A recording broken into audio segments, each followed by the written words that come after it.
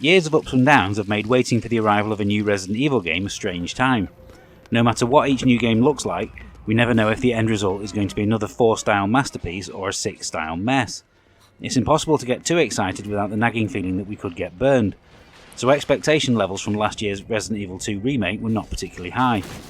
As it turns out, the game ended up being one of the best ever in the series, and consequently this has raised our anticipation level for Resident Evil 3. The fact that it's a slight disappointment was perhaps inevitable. Before I go any further with this review, let me share a brief history lesson for any newcomers out there. Resident Evil 3 Nemesis was released in the UK in February 2000 for the PlayStation 1, and I can remember it being the only game in the series, up to that point, to receive a maximum 10 out of 10 from the official UK PlayStation magazine. It was also my personal favourite game in the series from the PS1 era. The story pushes the nefarious experiments of the Umbrella Corporation into the background for a change, in favour of what's essentially one long chase sequence. It sees the return of Jill Valentine from the first game as lead character, and she finds herself being stalked throughout the entire game by a new bioweapon called the Nemesis. Your goal is simply to survive and escape, which gives the narrative real pace and urgency. It also runs parallel to the events of Resident Evil 2, reusing some of the same locations, including the Raccoon City PD and Kendo's gun shop, as well as a couple of returning characters. Eagle-eyed players will see how some of your actions directly affect what Leon and Claire encountered. As remakes go, there's a lot that's changed. While many of the story beats remain, they don't necessarily happen when you'd expect, and it's overall a less faithful adaptation than Resident Evil 2 was. The view has once again switched from skewed camera angles to the now familiar over-the-shoulder one, and it plays just as well as you'd expect. A new dodge mechanic, where you can avoid incoming attacks in slow motion with a well-timed button press, took a little getting used to, but it adds a nice new element to the action. The RE engine has once again produced truly fantastic visuals throughout.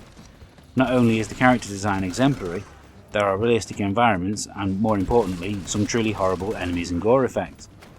My first completion, which was on the standard difficulty setting, took just over 8 hours, but that's because I wanted to savour the experience, and also some sections were genuinely tense, forcing me to take my time. An early section with spider-like enemies is memorably nail-biting, as is being stalked around the hospital corridors by hunters. If anything, it feels a little too short in the end, and I wish the puzzles were a little more complex to help pad out the length. Weirdly, the most unsatisfying aspect of the whole game is the Nemesis himself. In the PS1 original, he was a constant threat, could pop up at any time, and it was genuinely terrifying to run around a corner and see him blocking your path. This was exactly the template that Capcom used to fantastic effect with Mr. X in last year's game, so to see the Nemesis reduced to a few boss fights and some scripted appearances throughout the story was very disappointing. One early encounter, where you were able to utilise alternate routes through the streets to try and evade him, showed lots of promise, but it sadly wasn't capitalised on. Unless absolutely necessary, I didn't waste bullets by trying to take him on either, and simply ran the other way instead. Another disappointment is the lack of any extra play mode when you finish the story. Instead, Capcom have offered up 2 things to try and keep us playing.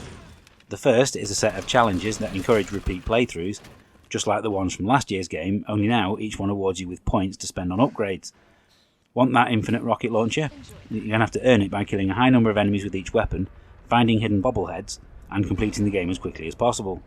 I'm already halfway through my 3rd playthrough and I'm not getting bored yet. The second, and more significant new feature is the multiplayer mode, entitled Resistance, which actually downloads as a separate game on your dashboard.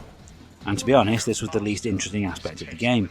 It pits 4 players against 1 as a group of survivors battle through the levels, while another tries to stop them by placing traps and enemies in their path. Think of it as Left 4 Dead, but instead of the director being played by an AI, he's manually controlled by another player. Of the matches I played, it was fairly entertaining, but the appeal started to wane a bit too quickly. It's good that they didn't release it as a standalone title, as was originally intended, because at least more people will be playing it this way. Resident Evil 3 is ultimately another top-class remake from Capcom that's an easy recommendation to anyone who loved last year's game, even if the lack of extra content and a campaign that's only half as long leaves you wanting more. If Capcom get the urge to do another remake in the next year or so, please make it Code Veronica, and make sure you leave Resident Evil 4 well alone.